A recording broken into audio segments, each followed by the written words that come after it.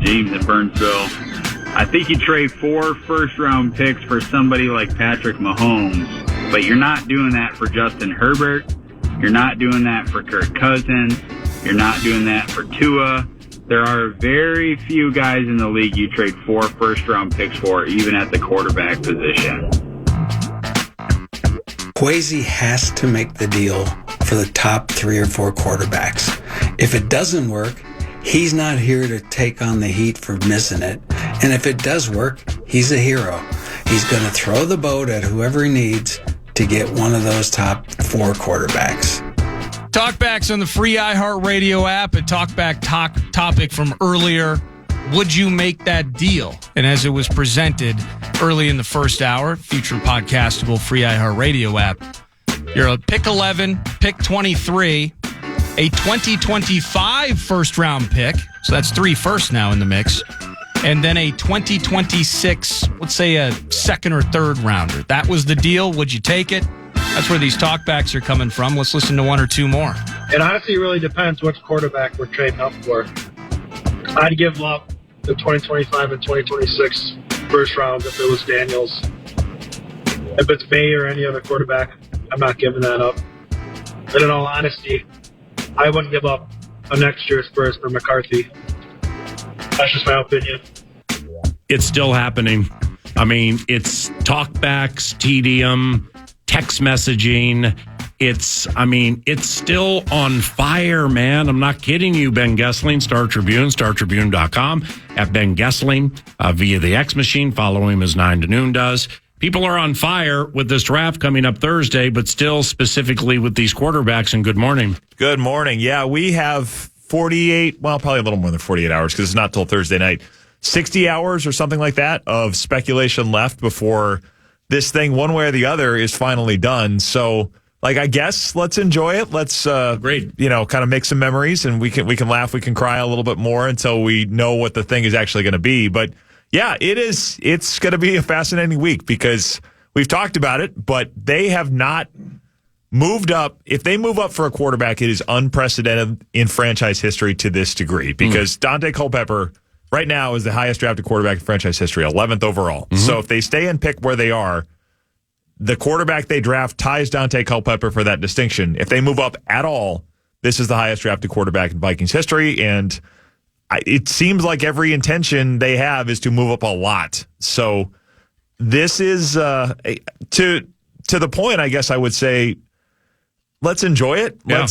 Let's revel in the drama of it a little. We're starting to enjoy it. Yeah. Because it's almost there. Yeah, it's almost done. We've liked it, and it's been juicy, and it's been fraught with speculation, subterfuge, opinions, and all that.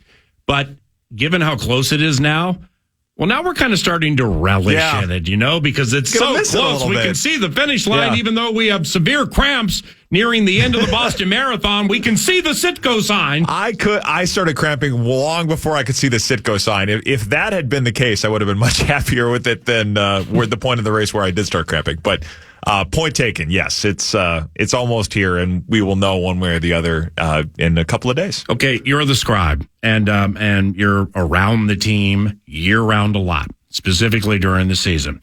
So I'm going to have you analyze the statement that I made right before you got in here, just get your opinion of it, and then I'm going to ask you a question, likewise for Nordo with the same question. The statement. Writing discernment, no team steam, nothing, straight from the people who would know. Yep. It's now we're so close to it, we're relishing the moment, and we can see the metaphorical Citgo sign. So I just can't see if with Drake May and J.J. McCarthy, I can't see how O'Connell and the way he likes to execute offense. Yep. I just can't see how he can't like both those guys. It may be like, say, it's May incrementally over somebody. Yep. But it's like at the end, and we're eliminating Daniels from the equation because we believe the double goes Williams-Daniels. Right. Yep. Okay. Yep. So maybe something could change there. But what do you think of that? May or McCarthy and dovetailing off the way Kevin wants to run offense and just like who he is and what he requires. I think that's right. I think those two both fit very well for what they want to do, and we've talked about it a lot. I think Drake May has been high on their list for a long time. The question is going to be how much higher, and you kind of alluded to it there, how much higher on the list would Drake May be to justify what you might have to pay to get him at number 3 versus what you might be able to do at number 4 or 5. It's still going to be expensive if you move up to that spot to take J.J. McCarthy, but might they say, these are close enough that we're good with J.J. McCarthy if the Patriots say, no, we are not dealing number 3. I think if they can get to 3 and get Drake May, that would be the preference. Same. Shout out aggregators. They're going to take this and run with it on Twitter in a few minutes. But they don't include that part in the tweet, though. No, they never do. They never include their own shout out. No, they don't. Why is that? Like I see you filling my feed. That happens to you a lot? Oh gosh, yes. Oh wow. But like from stories or like when you're on the radio? It's a lot of it on the radio. Certainly in stories. I've seen it from stories too. So thank you for the subscription to be able to read into the story and then aggregate everything. But at any rate, I digress. Yes, I think the question will be if the Patriots are like, no, we're not dealing this pick unless you give us like a Ricky Williams deal or something like that. I don't think that's what it's going to be. Right. But if you decide, you know what, this is just not going to happen for whatever reason, I think J.J. McCarthy would work for their purposes just fine. I think they'd be very happy with that to build the offense around him. Now, as we've settled, yes. Pecan! Sorry. As we've settled, I want to revisit this as PA and I were talking about this during Vikes Bites. As you settle in on May and McCarthy, and McCarthy being an option for them, if May, let's say May is the ideal, McCarthy is the plan B. What do you think that gap is to plan C? Because I'm obsessed with the idea of great question. You trade up. Question. Well, especially given the leader's a quarterback killer. Exactly. So you trade up, and that's the goal, and you make that deal and those future assets and all of that. What is the gap to the Penix at 11 and 23? And what if KOC hates left-handed quarterbacks? Yeah. He's down on southpaws. There's a bias. And what if Darrisaw doesn't want to play right tackle? Right. Yeah, that is interesting. That does change things a little bit because now your blind side, in that case, is Brian O'Neill. I hadn't even thought about that angle. Darrisaw should be trying to get that left tackle money now. Yeah, there you go. Before the draft. How fast is Goessling playing? Take the left-handed quarterback, save money on Darrisaw. There you go. And then you got all this extra money for the JJ deal or whatever else you want to do. Sense. That's Keaton Slovis on Saturday, and you're just stocked. That's a next level take there. That's what we do. Yeah, that's impressive. That's a great question on the Penix thing because if you were able to say we can sit at 11, we don't have to give up any of the future first-round picks. We don't have to give up 23. We can then go do something else in the first round to help our defense, to help somewhere else. That is an intriguing scenario. I don't know entirely how big the gap is because obviously they're not going to let us see the draft board. But that is going to be one of the big questions, I think, in the next 48 hours. If they were to say, you know what, we don't need to move up as high because we like what we have. I think that is the central kind of crux of this whole thing is that how big of a premium do we want to pay to get up to the place where we want to go? And I have been of the opinion that the price will not be a major issue in them getting up to where they want to be. I mean, it's the old Jurassic Park quote where John Hammond is walking around and saying, spared no expense. I think that's going to be the approach they take. I don't think they're going to spare much expense to get there, but you still have to have a team that's willing to deal out of that spot. So you have to have all these scenarios ready.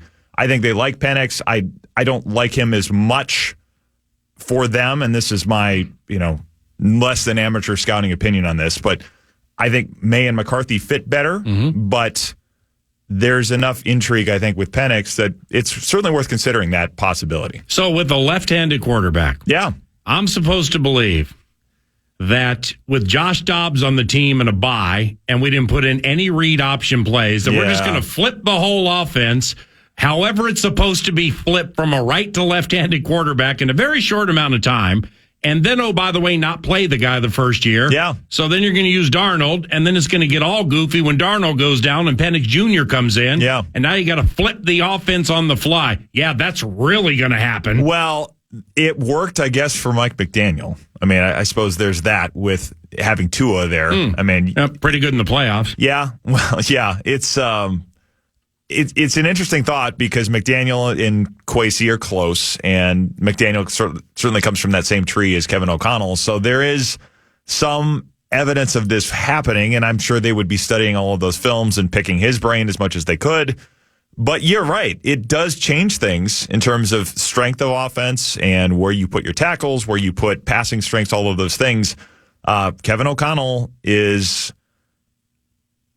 he likes his things done a certain way, and there would certainly be a lot of adjustment that you'd have to do there. Okay, so now the question. It's an aside to what was just executed known as the baby game. Atlanta and Cuzbuzz, Kirk Cousins, that's how we talk. Atlanta and Cuzbuzz at the House of Purple Pain, U.S. Bank Stadium. All right, 3-2. Atlanta and Cousins at U.S. Bank Stadium this season. Do we want that? Man, we have a journalistic scribe in here. I got to rephrase this. Just say it. Which do you think benefits the Vikings more? Having Cuzbuzz in the House of Purple Pain early in the season or late in the season? What do you guys think about that? I think Cousins will struggle more early in the season as he's getting used to things down there. So that's beneficial probably for the defense. Great point. And remember Cousins against the Flores defense in training camp? Yep. I mean, seriously, he looked like Kirk Nephew. Yeah, there is certainly that question of how would he handle it with a new group of players around him and all those things early in the year. I can also see where the Vikings on the offensive side of things are going to have some bumps in the road early trying to get things going with whether it's Sam Darnold or a rookie quarterback trying to go in there and play effectively against a team that I think has a pretty decent defense. I think wherever that game falls, it probably ends up in prime time. I think that's probably a not noon start at U.S. Bank Stadium. But I guess I'd say probably early so that he's still kind of figuring things out. I think it'd probably be better for them where Flores could throw a few more curveballs at him, probably. Well, given Kirk's career, we want it in prime time, right? I was waiting for that. Time. Come on, bro. Well done. I think all he's done is heavens that doesn't have to be last primetime game. He beat the 49ers. I think he's been good in prime time in recent years. I'm probably leaning his way. It's probably early, right? I wanted home opener. But the thing now how much he had a home opener against the Falcons, I think in what year was that? 19 maybe, where he threw the ball like 10 times. 19. Yeah, and just ran the ball Anthony Barr sack on Ryan the first play of the season. Oh yeah, that's right. Yeah, that's right. 2019 worked on it all off season. He was uncovered. That's right. Yeah. Yep, absolutely. I'd probably go earlier in the season. Although I will say this: as much as we have Brian Flores in that defense, how much are they going to need to ramp things up? That's a good question. Because there's a ton of new bodies in the mix again, and that's going to pose its own issues for Flores. But now, an aside to that, what is expected of a rookie QB this season? So, like, Cousins is here. We're trying to figure out what time of the year is best for us to face him, what time of the year is best for him to face us. I'm just kind of curious. Let's go up and get Drake May. What are you expecting in year one? Is it's Darnold likely to start the opener, but can you even get to that point in your mind where you've put all that future equity into it? Am I supposed to see CJ Stroud? Could I see a blend of Stroud's success and Bryce Young's struggles? I'm just curious how far down the road you can get thinking about that when you got to at some point you're going to have a summer to sell it. You're going to have a summer to celebrate it. But then ultimately the games have to be played. That's one thing I'm starting to peek into mentally is, okay, so we go up and get that guy. I don't need it. A lot of the great Josh Allen struggled his rookie year, except against the Vikings where he hurtled over people and basically had the best game of his rookie year. But what could be expected when you go up and get that guy and then have to see the results executed right away year one? Yeah, I certainly think their hope and their intention would be to sit the rookie quarterback early and give him time to learn. I don't think they are trying to do this on a clock and say we have to have this guy on the field by week 5 or week 10 or whatever it happens to be. I think it will probably depend on that player's development. If he looks in training camp, in the preseason, like he can handle everything. Actually, that'll be interesting too with the preseason. There may actually be something to watch in a preseason game for the first time in Kevin O'Connell's tenure. Big time. So good for all of us that have to go to those things, I guess, but good for you and me. But I don't think they're going to do any of this on a clock. If the player looks like he still needs more time, still needs more seasoning. I mean, this was Jaron Hall last year. They did not want to play Jaron Hall at all. They got forced into it, obviously, because Kirk Cousins goes down when Nick Mullins is still hurt and you have nobody else on the roster. Mm-hmm. But they, I think, would prefer, even with a guy of higher pedigree that you're drafting in the first round, to give him time to learn, to develop footwork, timing, all of those little kind of, it seems mundane, but they're really important to Kevin O'Connell and really important to the function of the offense. All those little things to work with Josh McCown, to have those Friday evening marathon practice things with Grant Udinski that Josh Dobbs did last year and Nick Mullins did, Jaron Hall did when they were getting ready. I think they want to give the quarterback all of that stuff, because the other thing to remember is in the old days, before the 2011 CBA, quarterbacks could come in a lot earlier in the offseason. This is probably more year 2 after they're drafted, but there was fewer limits on player time in the building, both in terms of OTAs and some of the other times they could just be around. And I can remember with the Packers, I mean, Aaron Rodgers' those first couple of years was terrible in the preseason, but it was that quarterback development camp that the Packers always did, that they always talked about, kind of springboarded him, to make up a word that's not really a word, but launched him into year 3. What I think next? It was Out physicaled. Yeah, that was bad football guy We're talk. fine. There, but I think not having as much of that time, because the rules don't allow it anymore, you are trying to make up for as much of the developmental time, as much of that. There's no clock that's sort of forcing us into doing anything. As much of that type of a framework as they can get, I think they'd want to have it. I would say, if it's May or McCarthy, they will not see the field in 2024. And the only way they will see the field is if, well, it's going to make training camp preseason markedly more compelling than some previous years, because the rookie will have the opportunity to beat Darnold for the spot. Sure. And for him to beat Darnold for the spot, they're going to have to feel like every symbolic I is dotted and T is crossed. Yep. I find that to be a long shot. So I think said rookie would only find the field for the totality of 2024 is if A, the veteran got hurt, or B, the veteran has gone pear-shaped. Right, and I think I love that scenario, by the way. I shouldn't say I love it. I mean, perfect world, guy rolls in, wins rookie camp, wins training camp, offensive rookie of the year. That's amazing. I'm also totally okay with Darnold in 2024 while the kid gets raised by KOC, you know? To use a baseball analogy here, I mean, when you have a hot prospect coming up through the minors, there's sort of this idea that, I mean, I covered this with Steven Strasburg and Bryce Harper a little bit with the Nationals. The idea, and don't forget Drew Storen. Yeah, Drew Storen from Stanford. Yeah, it ended up being a really good closer. Good dude, too. Like, dad was a sports talk radio guy. You probably know this already. But, wow, I didn't.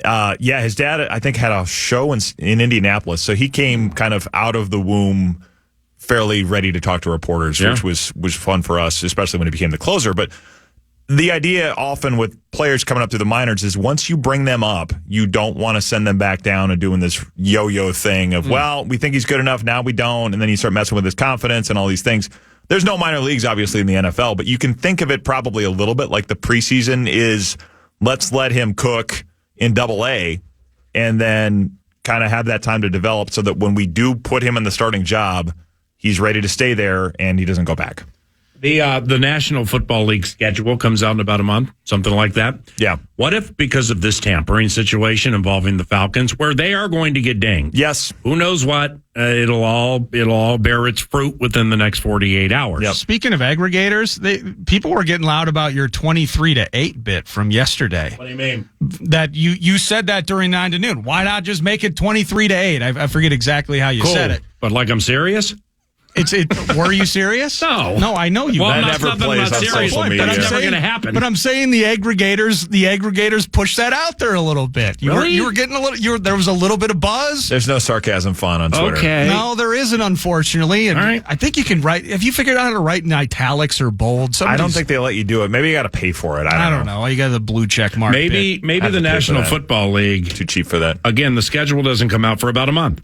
So the NFL, they can still tinker, make sure buildings are opened or closed in certain cities and stuff like that. Maybe they're so frustrated with the Atlanta Falcons and the allegations of braggadocious tampering, we look the other way until you mess up like 5 different things in a 24-hour span, and then we can't look the other way. So what if they're so frustrated with Arthur Blank's team that they make the schedule at Flores week 1, host Zimmer week 2? Here comes the double-A mugging, and you're not ready for it. It's new offense. Did the Cowboys play the Falcons this year? Yeah. Oh, At Atlanta. my gosh. I hope. Wow. Wait a Roger, second. if you're listening, do not put the Vikings at the same time as that game because I want to watch that so badly. What if Goodell and the constituents are so frustrated with the Falcons because Buzz's new team, that's how we talk, that, I got their schedule in front of me, obviously not in order. So you're going to start at Flores. Your home opener is against Zimmer and the Dallas Cowboys. And then the week after that, you host the Kansas City Chiefs. And week 4, we're sending you to Cousins' first team, the Washington Commanders. Wow. And Jaden Daniels is on fire. And Dan Quinn, yeah. Dan Quinn! Wow. He's all Yeah, right. that's Good a luck with that gauntlet. win now approach. Yeah.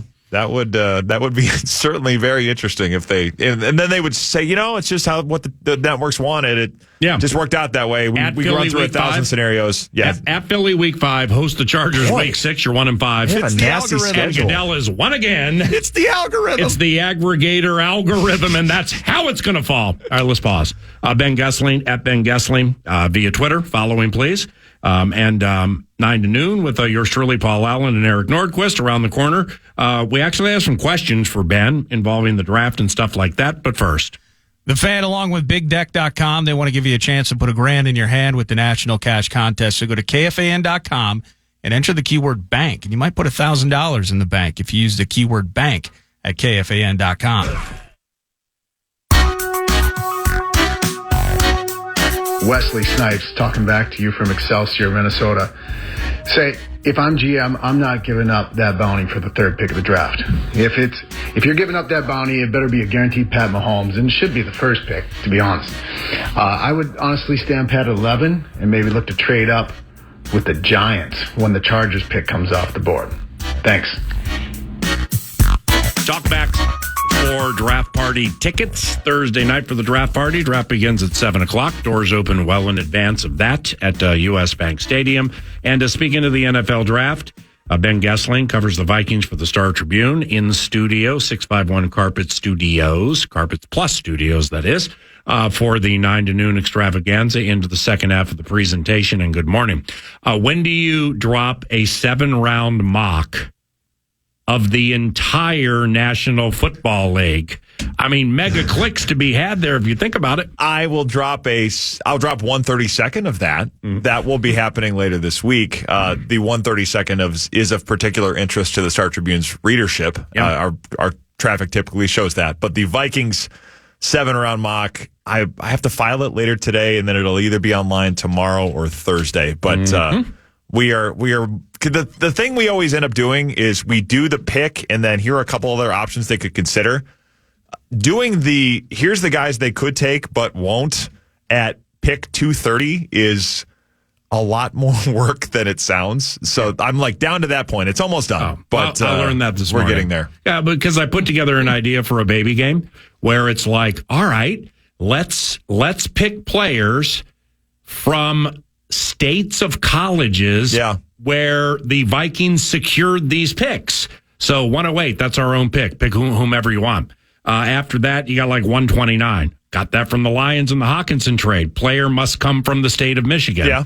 And so on and so on. Sure. Well, yeah. Then 45 minutes into it, they were all Wolverines. Yeah. Okay. Or somehow. And then I couldn't find anybody from Missouri on the 7-round mock. I was pilfering from somebody else. And then Cody Schrader, the linebacker or running back from Missouri. Well, that was one I did. We went with a wide receiver, something called Dave Portnoy or Ryan Flournoy from Southeast Missouri State or something. Probably Ryan Flournoy. I don't think it's Dave Portnoy. We were in unison on that. Yeah. But I ended up with a Michigan tight end named A.J. Banner. Yeah. I don't think he caught a pass. He doesn't catch. So he's 6'6", 251, but he fit the bit from the state of Michigan right around the 4th round. So I'm like, hey, if Goessing's going to get this thing younger, sooner or later you need Josh Oliver insurance. Yep. So that's how far we're stretching this mug right now. Yeah, and as part of that, because it was a mind-stretching exercise just to match players to states, and with all this obsession over quarterbacks, it was actually in some ways productive to start thinking about what day 3 is going to look like. Now, with I think 7 selections on Saturday, let's just back to that. Correct. Let's call it done and then it's over with. How much thought have you put into what that looks like? Is it sticking and picking? We want bodies in the room. In the end, do we want better bodies in the room? So now we're trying to package to move up and wheel and deal.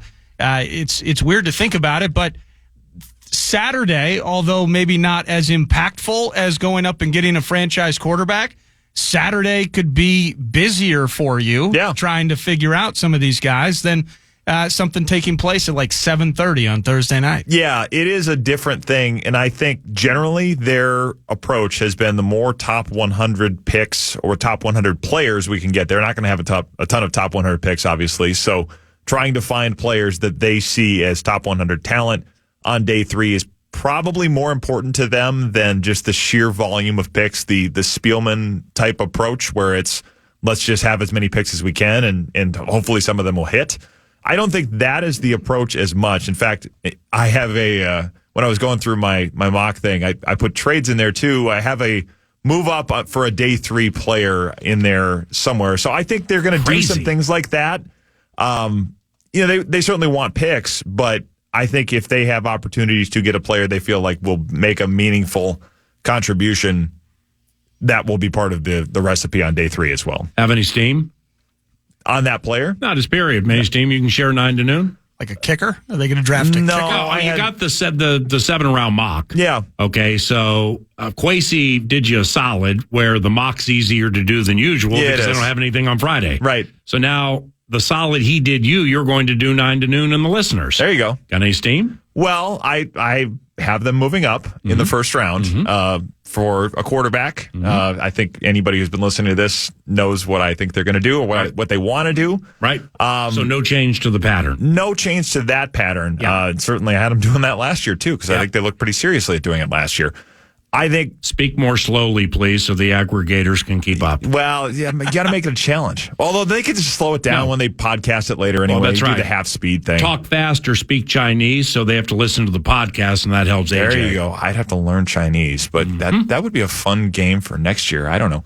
I think a lot of it will be help for Brian Flores' defense. I have them taking a couple of corners, basically right after they move up for the quarterback. So... I think there is an approach to get some infusions of talent. I think they've heard a lot from Brian Flores about what he wants and what he doesn't want. And I think a lot of this will follow that approach. So now people are securing steam from coaches speaking at church faith events. The public's appetite for intel It was pretty good. is beyond voracious. Yeah, and I'm glad you posted the whole thing because I was like, when this happened, I'm checking on the clips and the bouquets and my guy on the microphone analyzing feet, which I think was great because of his passion. He had so much fun. And then you dropped the full clip, man. I mean, that the whole thing was really, really good at Ben Goessling, if you'd like to see that. But it's the public's appetite for stuff like this is voracious. What'd you think of the clip? Like, what jumped out? Well, the quarterback killer thing I thought was pretty interesting, and everybody kind of latched out of that. So, I mean, there was a lot of things there about his past, just kind of his upbringing. He told a great story about Tom Brady going to the stands at Qualcomm Stadium to get a hot dog. Yeah. And, I think it was because O'Connell's from San Diego, so then they started talking to Brady. He's like, I always like that trip to San Diego because they have great hot dogs there. Because when he was like QB4, you're like, I'm not going to play. I can just go get a hot dog in the stands. So thought that was a pretty good story. But a lot of the football stuff, when he got asked about the quarterback thing, he said, I have a reputation in the building as the quarterback killer because there have probably been players over the last couple of years that they've said, you know, but this could work. And O'Connell was the one to say, no, I don't think it can. And I said it last year with guys like Will Levis and Hendon Hooker.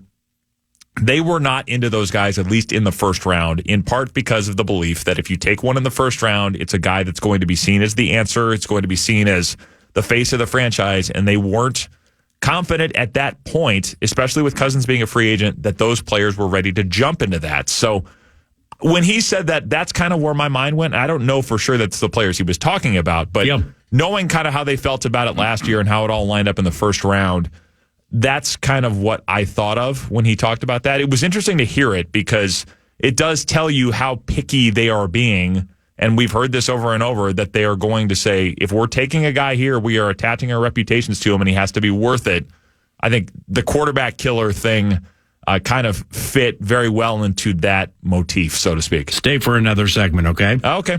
Ben Goessling, Star Tribune, StarTribune.com. So we wonder which quarterbacks O'Connell has killed. And we'll hit that around the corner. We pause right now. We are 2-2. 2 wins, 2 losses with the straddle. About to be 3-2. Man.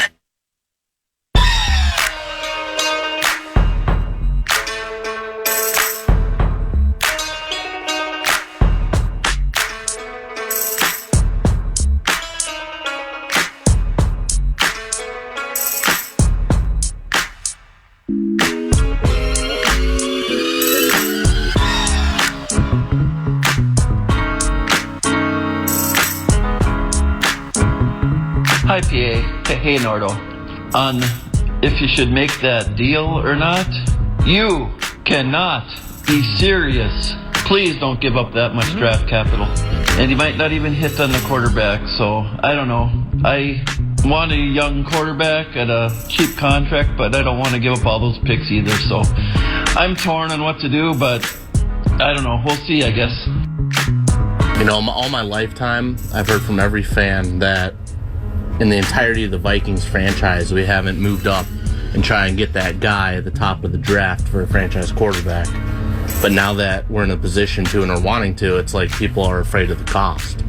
I'm sorry, but if a first and a second this year and a first and second next year means we get our possible franchise quarterback for the next decade, I'm all in. I don't think Bo Nix or anything moves the needle. I'm sorry.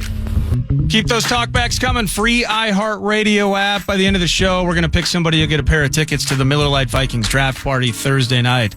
Talkback topics, 9 to noon, as the NFL draft is so close. Free iHeartRadio app. Loving them. Yeah, in off the new form of intel securing, following people to churches, talking about faith, and then waiting for the football part. The quarterback killer term unfurled by O'Connell is interesting, specifically if you're wondering which quarterbacks metaphorically have been killed. Who's on the hit list? Because it was on the hit list. Thank you. It's a lot more tame than the way I was putting it. Because like Bo Nix, all right? Bo Nix feels like, he started at Oregon, like right when Nike popped up in that part of the country. He's been there that long. And then you look at his last 2 years. When Phil Knight and Bill Bauer were rooming together. Thank you. Putting shoes in a waffle iron. You look at the 72% or whatever it was, and 70% before that, and whoa, okay, accuracy is numero uno for Kevin O'Connell when it comes to, there's a hit on this item or there's not. But what goes into that that accuracy and that completion percentage and stuff like that. And so, that's just where it's just so confusing, no? Yeah. Because like Bo Nix, would you be surprised if Bo Nix ended up as the Minnesota Vikings quarterback one way or another? I would. I would too, because the way that he gets to those numbers is not the way that they would ask him to play in their offense. I mean, it's a lot of the high percentage throws. It's throws behind the line of scrimmage, all those kinds of things, which they have some of those things, sure, but they're going to want somebody that can push the ball downfield. That was a lot of the way that they tried to nudge Cousins was saying, hey, there is something downfield here for you if you take it rather than taking the safer option. There was a moment in training camp where Cousins talked about this play that I think it was in joint practices against the Cardinals, and he flashed back to like a Jonathan Gannon blitz from when he was with the Eagles. He said, we saw the same play a year ago. Wow. And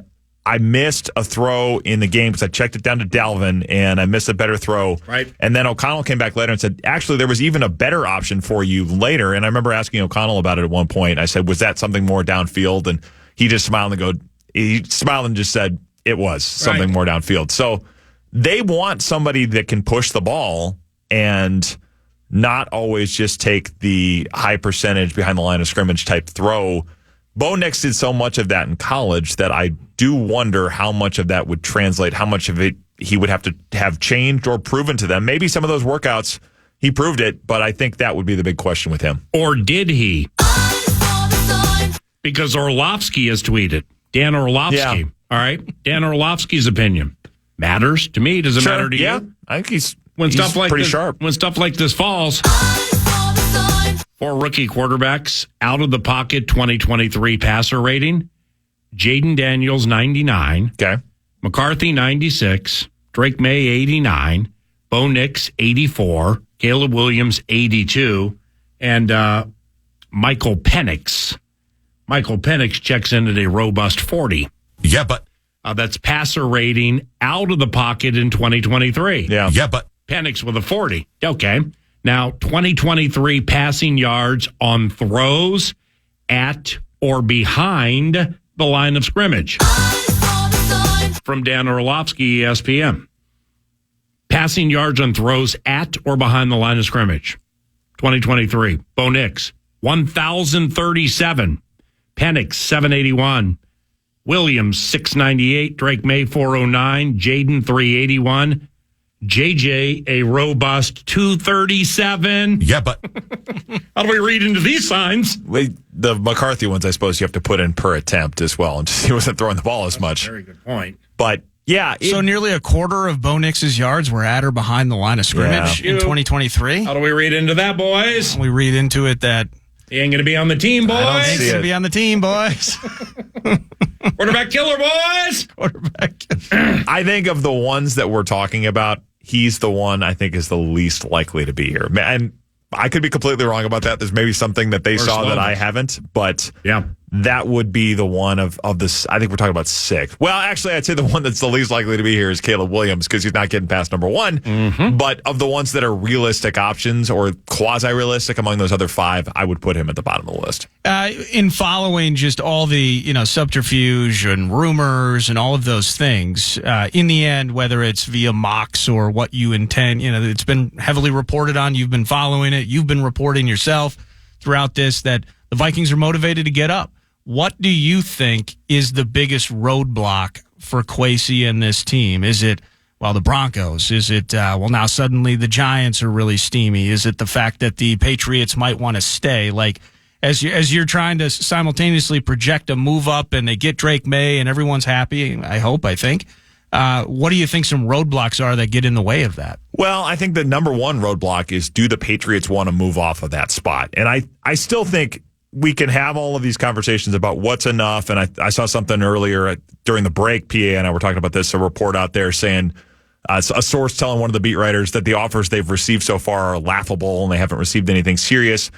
You do have to get to the point Thursday night where that clock is ticking and you have whatever offers you have in front of you, or you're staying to pick a player and you have to decide which one of these I like better. So I still think there's time for a lot of this bluster to kind of get normalized to what the price is actually going to be. But if in fact they like their options there, it does change it, because now you're talking about QB4 and you can't get up to 3. I think that's the biggest obstacle. The Giants being in the quarterback market and being able to say to the Cardinals, hey, you only have to drop 2 spots. You're probably still going to get a lot of the guys that you want. Let us move up from 6 to 4. I think that's a challenge as well, because the Vikings would have to give the Cardinals enough to say, let's move down to 11, or maybe they can move back up or whatever. But I think the Patriots staying where they are and then the Giants being there, being in the quarterback market are the two biggest obstacles that I see. Can't see the Vikings peddling 4 first-round picks to get to 3, can you? That seems like a lot. Yep.